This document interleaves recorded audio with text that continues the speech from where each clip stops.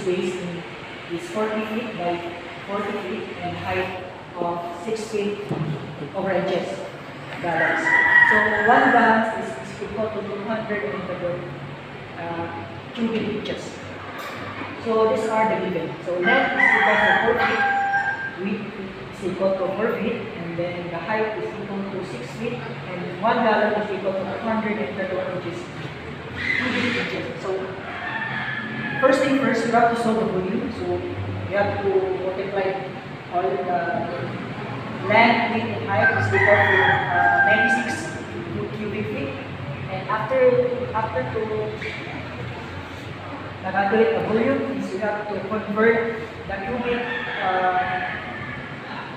cubic feet to cubic inches. So this equals to 1,758 cubic inches over cubic foot. So after that, you have to divide the volume of the gallon and over the volume of the tank. So this equals to 758 gallons. So this one is letter B.